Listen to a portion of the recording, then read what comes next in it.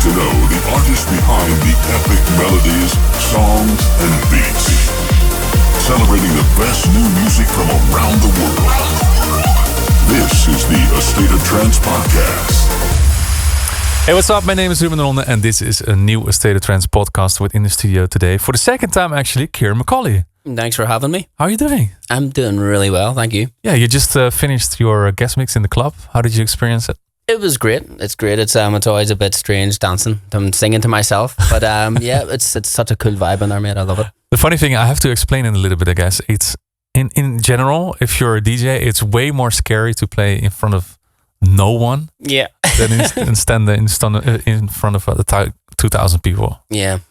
Because you don't get any energy from somewhere. So you look around you just see some people for some social media. There's someone with a light switch, and there's a it's a bit different. Yep. But you made it. But also as well in the for those who don't know, like in the bigger scheme of things at the festivals where you can't really see the people moving, it's quite scary. Yeah, but the intimate ones, everyone's on top of you, is what you want. Yeah.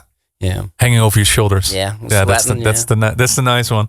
So you have to come back for another time. Then we actually have a lot of people in the club. All right, so it's the second time we have you in the studio. If you want to know more about the rise and the career and how you started out, make sure to scroll down a little bit. I guess it's like 2.5, 3 years. Then you'll see a podcast called Ciaran McAuley, where he explains everything about his history in music. Today we're actually talking about this one. Finding Me, the album. Congratulations. Thank you out. very much. It came out last week. It has been a bit of a ride, hasn't it? It has, yes. Yeah. How did it come about? Because I read in your, well, of course, with a release, there's always like a release info. But normally it's like, this is the album, this is the people that you work with. But with you, it was like a long text. Yeah. Tell us, how did it come about? Because how were the last 2.5 years creating this album for you?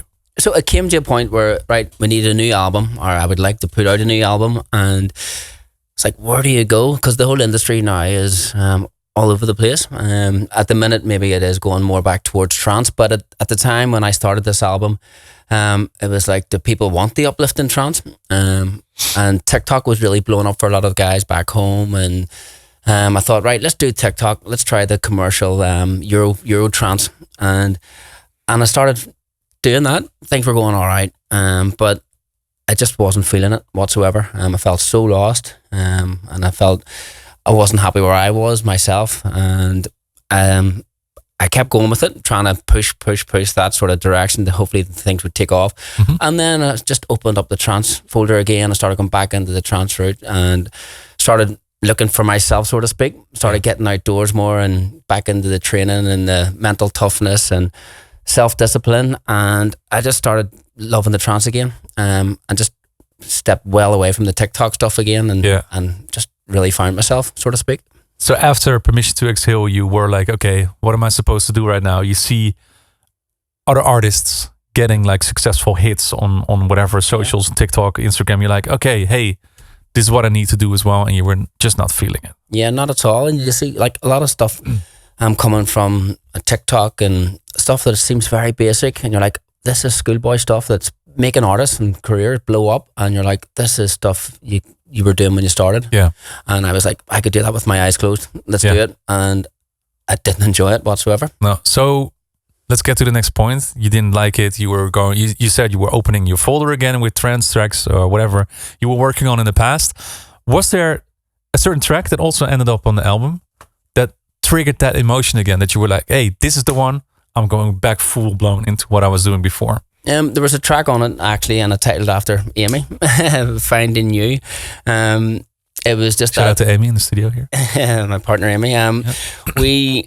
It was a track that was just full of that uplifting emotion, and I thought, this is what makes me feel alive, and I was like, I'm going for it. And it's the full album is that typical Ciaran McAuley emotional trance. I'm so proud of it. So that's 2.5 years ago. You found that the particular track that pulled you into what you're doing again. In the meantime, you still have all the noise of all the TikToks and all the pressure and all the shows that might go to someone else because they are having a massive TikTok hit or whatever it's called. You still had that pressure on you, but you still continued the way. What kept you going in that direction, that you were like, okay, I have to stick to this? Because I was just following, I felt lost. And when I started getting back into the sounds that I loved, I felt alive, and that's means more to me. Yeah. And when you say I got lost, can you explain a little bit more? Like how did you feel lost? Because I can understand that a lot of other producers have the same feeling at the moment. You sit in front of your studio and you're like, what am I going to work on today? Yeah. And then I start working on something beautiful, slow and melodic, and I'm going, that's not going to work. Yeah. And what do I do? What tempo do I do? What style do I go for? And I'm like, I just didn't know what to do, and I felt a little lost. Yeah. So lost in the way that you didn't know what to do anymore. So you were like, in the back of your mind, you were like, if you want to have a certain, let's say, quote unquote, success, or am I going to follow my passion and maybe not have the same result that you would have if you do this? Yeah. How did you get past that point? Because if you don't have any inspiration, you can sit in front of that screen for hours. Yeah. Nothing will come out of you. Nothing. But I remember speaking to you, Ruben, many years back, and you talked about where does my emotion come from in the tracks, people ask. And we joked about the goosebumps test, and it's quite similar. It's from feeling lost and going, just ticking the motions and trying to recreate like a commercial track, to leaving the studio feeling that you've done something that you enjoy. Yeah. But was taking a pause from going from the, let's say, the chase for TikTok to the music that you wanted to go to, wasn't that scary to give that up again? Yeah. To give up like the route that you chose with Lee reworks and stuff like that? Yeah. Wasn't it scary? Didn't you feel like, hey, is this the right thing to do? Well, I work a lot now with Paul Van Dyke, and I remember meeting him at Dream State, and he sent me an email before Dream State, and he says, what is this ? And he sent me back my track on Lee 2 times, and I met him at Dream State, and I says, I got to make a living, and he says, well, did you make anything of it? And I says, well, no. And he says, well, what are you doing it for? That's a fair point, to be honest. So I guess that was a trigger as well. Yeah. That you have one of the biggest artists on the planet saying that, hey, what are you doing? This? Yeah, you're and better being than concerned, being concerned about what you're doing, because he trusts the talent that you have. Yeah. No, I appreciate and respect Paul. Yeah, well, I understand that 100% as well. Side question. What happened to all the material that you were working on? Like all the commercial stuff? Did you just bin it, or? Do you know what? There's actually a folder that's building up, and I'm actually been talking to DJ Sammy, believe it or not, and he loves it all, and he's like, yeah, let's do this and let's do that, and I'm like, that can happen on the side if it happens, but it's not my main focus now. Okay, so it will still find a way. Yeah, somewhere. But that is not a passion project. It's just then you're a bread producer. That's what it is. Well, sometimes it's good to have that as well. Yeah. To be honest, I used to make music for other people as well, like dubstep and stuff like that in the past. So I understand where it's coming from, but it's not what you really want to do, to be honest. Yeah. No, I understand that. Now, let's get back to Finding Me. In the process, 2.5 years in the making. Tell me, did it start with just one track and that's it? Or was it already straight away, okay, this is going to be an album? No, it was always going to be an album. Okay. I was working back and forwards with Black Hole, trying to get the collection of how many tracks, and and at the start there was like 18 tracks, and then there's still a few that never made it over the finish line. There was one actually played on A State of Trance with Richard Durand and Jess.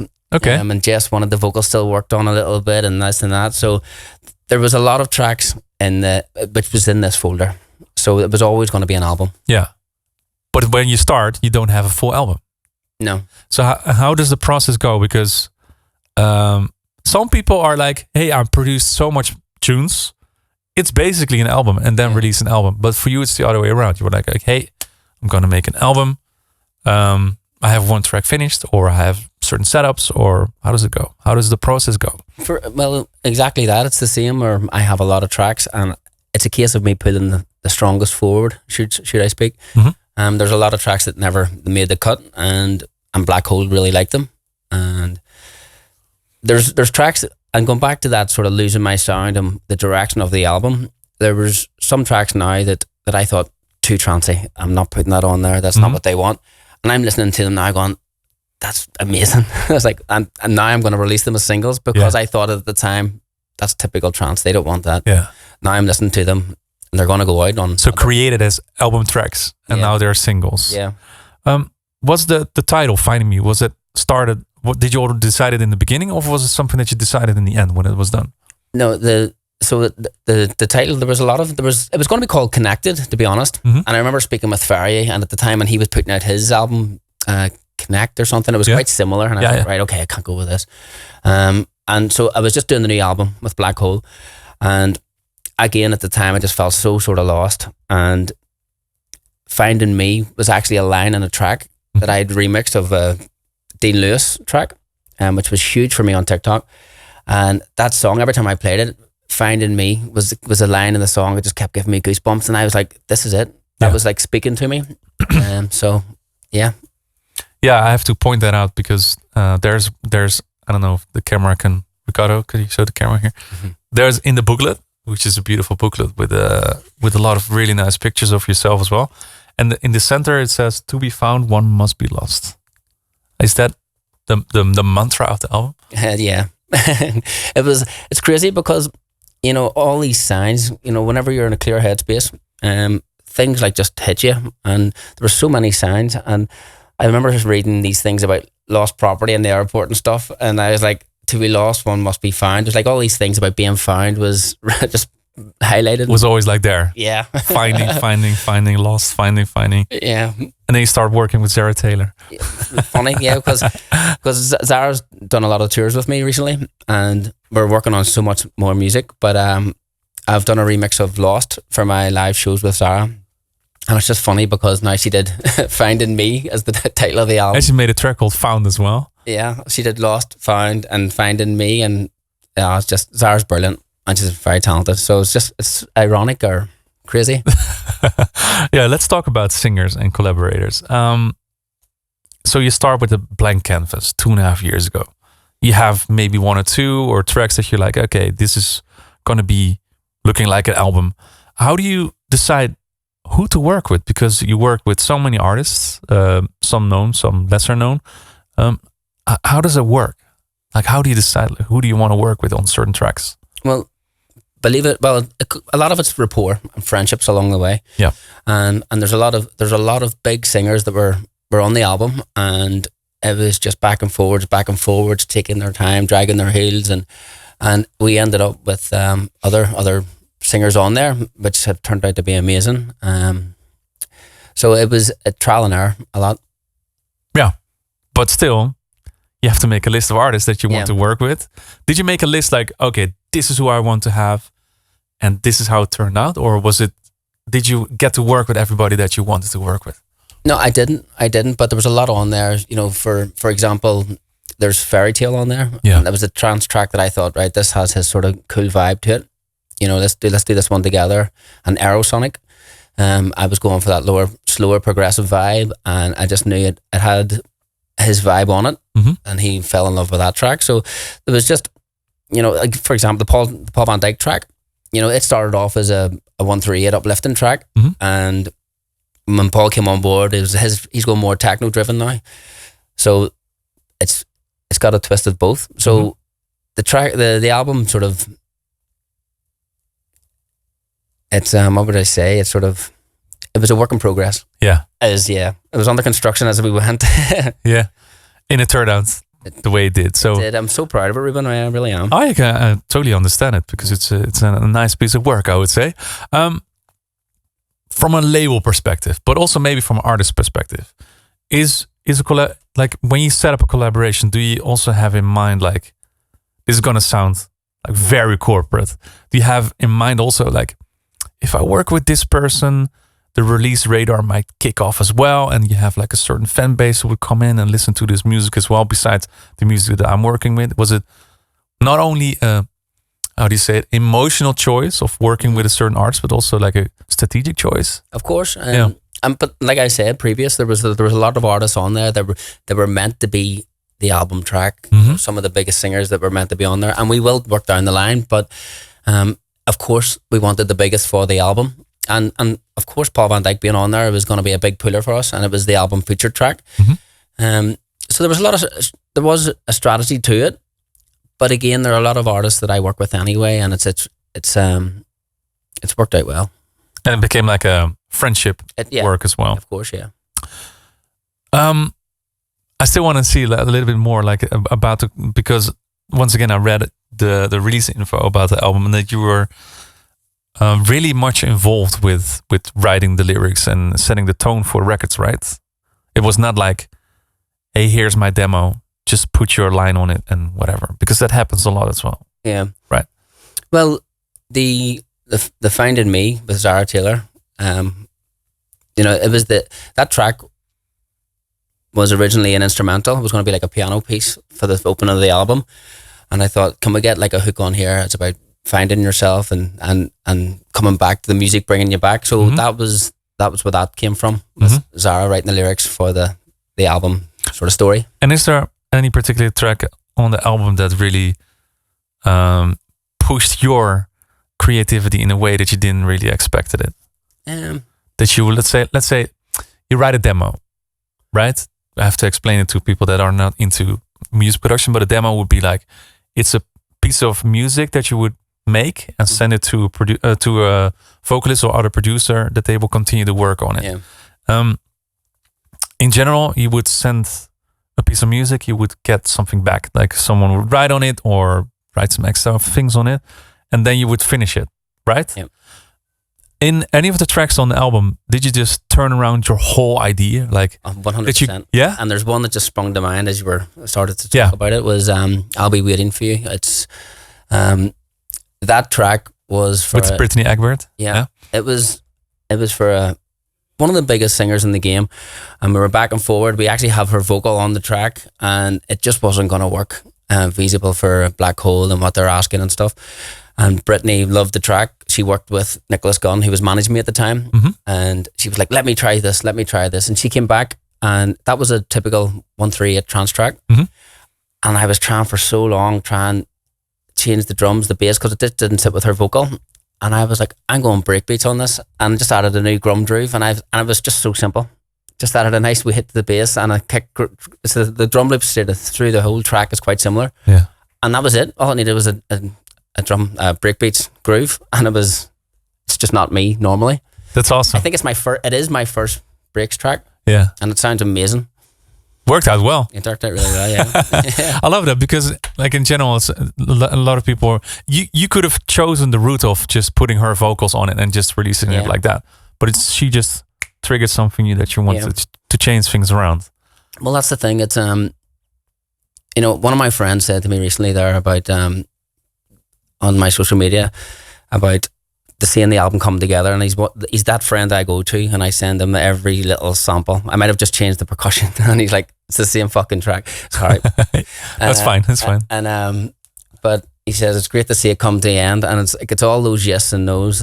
The track's been changed so many times that this album, there's probably the Zara Taylor track Stay. There's 3 or 4 versions of that track. There's so many versions of the different remixes, different styles of each track along the way. It's just because I'm such a perfectionist until I hit the nail on the head, got the goosebumps test maybe. Yeah. And then until I move forward.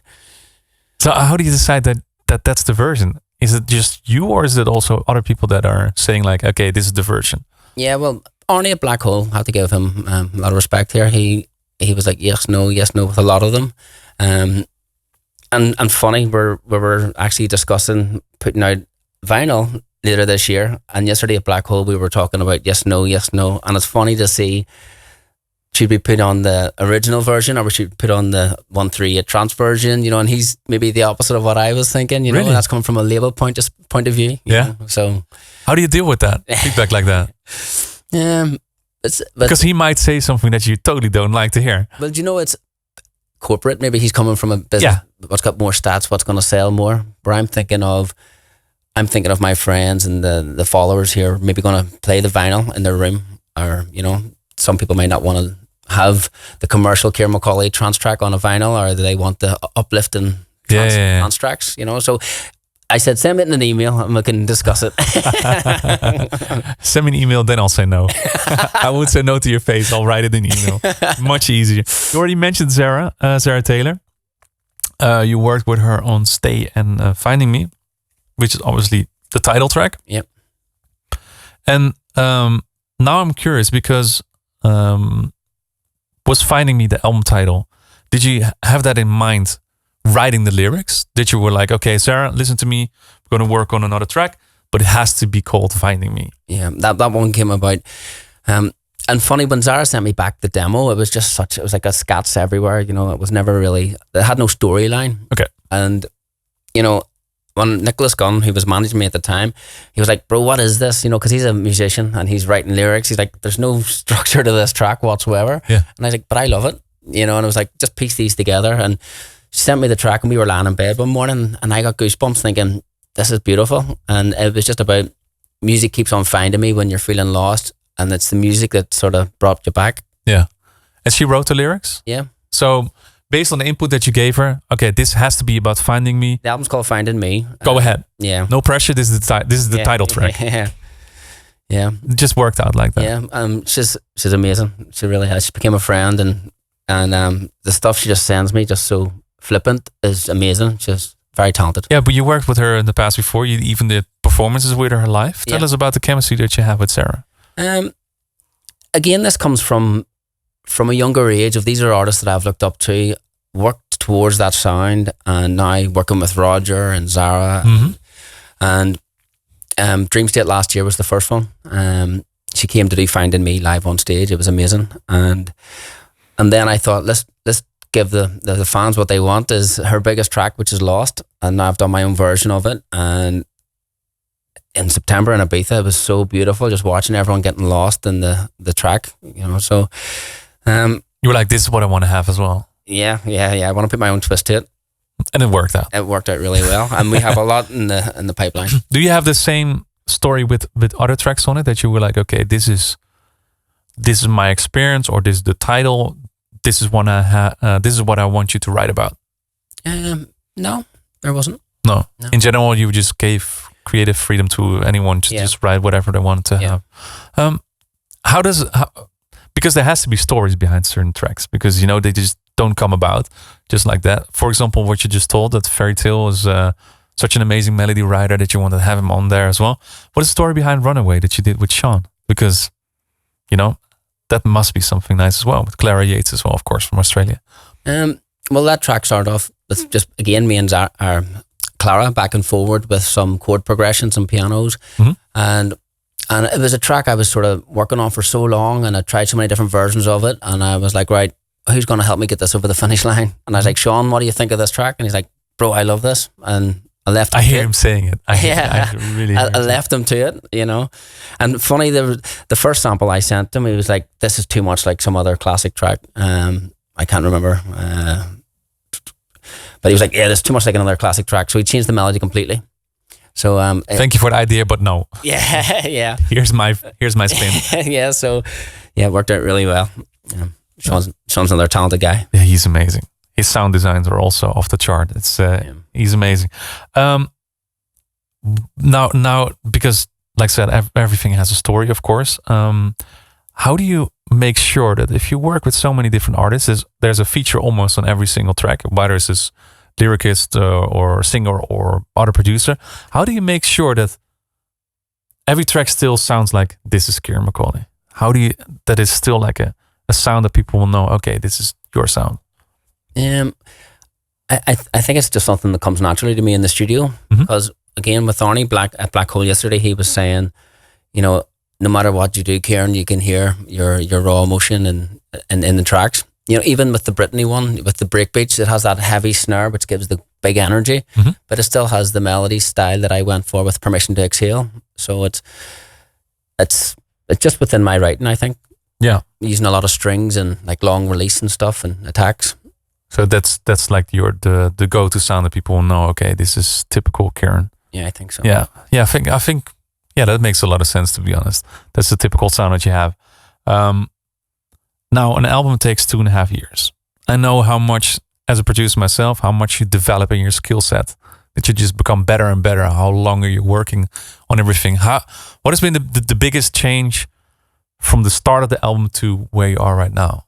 did you go back to projects from let's say 2.5 years ago, and be like, I'm so shit at making music. I need to change this. No, it's crazy because you go in and you change like claps and snares by like 0.5 of a decibel, and you're like tweaking everything. And but one of the longest thing that took the album so long towards the end was it was meant to be released in August. We spoke about coming on here in September or something, and no, way before. I was looking in my WhatsApp. It was like May last year or even earlier. So Paul van Dyk had a very busy schedule, and he was like, "Oh yeah, I'll get the track finished. I'll get the tracks finished." This went on for so long. Yeah, and so the final track was Paul and the Richard Durand and Jess, which still hasn't been finished. So next album, it didn't go on the album, and but so the Paul van Dyk track took its time, and I'm so glad it did. Like I said, everything happens for a reason, and I feel finding me came at the right time, and I feel found. yeah, makes sense. And it's also, if you would have told your, let's say, your own your younger self when you were 20 years old that you would work with Paul van Dyk on a track, it's crazy. You would have been like, no, I know, it's crazy. Kidding me, you're crazy. Yeah, even half the artists I've been working with, I feel very blessed. Even to be here with you, Ruben, in A State of Trance, I feel very grateful. Well, I'm happy that you're here. Thank you. It's the 100%. So the workflow, did it change a lot? Like how you approach the music production in the last 2.5 years? Or how is it, let's say, how is it different from Permission to Exhale? I think as an experienced producer, I've become a lot more simple with my productions, and I spoke to many other producers along the way and talking about how they do it. And, Permission to Exhale, I think I was just focusing on trying to make the track sound great, adding this and adding that, and trying to, but now it's just about giving them what they want, simple grooves and the nice melody and the in and out. But previously there was just so much involved with Permission to Exhale. If you listen to the production quality and the tracks, I think now as I'm getting a wee bit more on, it's the tracks are flowing a lot easier. Mm-hmm. The production's definitely flowing a lot easier.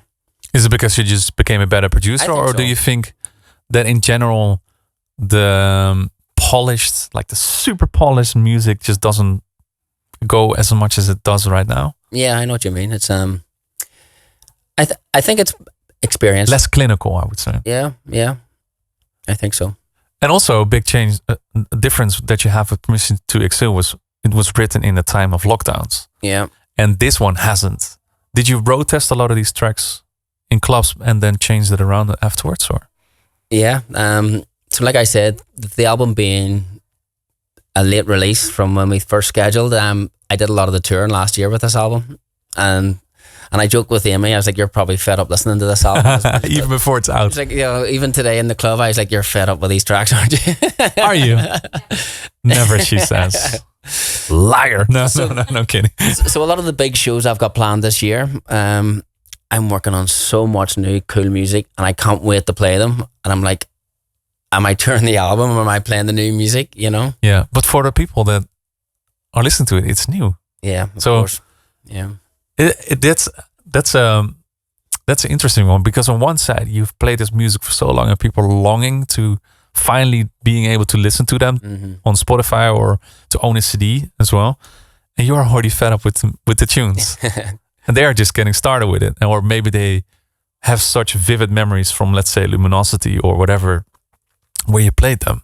Yeah. So we were talking about this earlier. It's a blessing and a curse to have certain tracks. Yeah. That you just have to. You still have to play them a little bit. Yeah, well, the one that really springs to mind with this album was the show with you guys last year at State of Trance. I think like Stay was one of the first tracks, and I just remember playing it, and that little stage was so cool. Yeah. And I was there with my friends. It was so emotional, and everyone just felt everything that I played. Everyone was on the same page. It was so beautiful, and it was mostly the album. Yeah. So it was, I love that stage. The vibe there was so good. Yeah. Happy that you had a good time there. Yeah, it was great. Yeah. Now, from a producer nerd perspective, which track was the hardest to finish? Like, you were like, okay, compression on this, or technically, which was the hardest to finish? I'm gonna say Stay, because there was like 4 versions of it. It just didn't gel because the vocal was so beautiful and Zara's voice quite soft in it, I was like, it didn't suit the typical trance, and I tried going for that Sun Lounger, Lost 5, and it just sounded too similar, and I was like, I don't know what to do with this. And to be fair, the final version is very Gabriel and Dresden influenced. It has that snare and that rock drum and bass line, and it just gelled. I love it. That's my favorite of the album by far. Thank you. Yeah, so good job on that. Now, I know you're a man of a lot of deep words and stuff like that, and I'm pretty sure like that you've curated all the tracks in there, and it's how do you say it? That there must be like a certain message in all of this that you want to get across as well. But what do you hope when someone listens to the full album, what they get out of it? Like, how would they interpret the journey of the full album? Well, from the release, I've had a lot of comments coming in and people saying they've sat crying through the whole album, and I don't mean to do that. Yeah. And it's my music might do that to a lot of people, but I hope it just brings a lot of joy, because what I feel when I play it, it's I hope that they get that, that emotion from it. Just want to make sure that the emotions that you had while creating these songs are just. I want it to be a happy emotion. Happy emotion. Yes. Happy tears. Yes. Yeah. Happy tears. That's exactly it. So the album is out. You said you played it for a long time already, which means that you were playing these songs out without people knowing them. Which of the tracks had the biggest reaction? Which one just hits it so hard, even if the fans don't even know it yet? Possibly the biggest one I would say is "Why Do We Hide" with Deirdre McLaughlin. Mm-hmm. It was one again. It has that typical trance bass line that it's quite old, and I was like, do I go with it? Do I not go with it? And when I play it, I mean, I just see people go crazy for it, because it has that big emotional breakdown with the piano. Yeah. But when it kicks in, it has that sort of triple bass line, quite heavy, and it just really works. It hits like. Yeah, I feel it. You see the bass faces on the dance floor. Yeah. And Deirdre has such a beautiful voice as well, so I can imagine that it stirs up some emotions. Was it also the planning from the album to tell a story, or is it just? So there's two ways to approach an album that you have. You say you started it. This is the album. I'm going to work on the album instead of this is the tracks. This is going to be an album. Yeah. Did you have like certain gaps that you wanted to fill in? You're like, okay, I need a track like this, so I'll make this, and I need a track like this, I'll make it like that. No, but you have like a board in your studio. Like, okay, I need to have like a C minor, whatever tune, or that fits this. Oh God, no! I wish it could be that technical, or do I? That would be very anal, and you'd never get any sleep. But I always had the stereotypical theme of wanting to start with a beautiful opening track and have an outro as well. But it didn't even end up that way, But more from the title's perspective, it was Finding Me, and of course, whenever I started dating Amy at the time, halfway through the album, I felt really happy, and that was Finding You. And then when the Paul Van Dyk track finished, it was When I Found You. Yeah. And when that track was done, you knew, okay, the album is done. This is it. Yeah. We were waiting on that track with Paul to be finished, and it was like, boom. It was the Paul track went out, and then the week after the album went out, and already we have the collaboration with Fairy Tale coming out in 2 or 3 weeks. So now you're going to roll out the singles. Yeah. Well. Okay, amazing. Well, thank you so much for giving us the insights of the album. We have a couple of them to give away as well. Let's do an easy question. So Finding Me was released. There's one artist on there, one singer. We talked about her. She's featured twice on there. All we need to know, which singer is featured twice on Finding Me by Ciaran McAuley. Send your answer to armin@astateoftrance.com and make sure to have your address details as well, and make sure the subject title is Ciaran McAuley or Finding Me.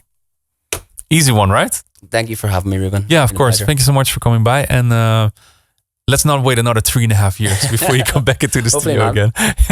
Funny, I was speaking with Arnie yesterday. He was like, yeah, they love the album, the theme. He says, yeah, let's hope the next one's not called I'm Lost Again. Is there already a new album on the way? Well, we're talking about the best of Ciaran McAuley on vinyl. The best of? You're not 50 years old, my friend. I know, but yeah.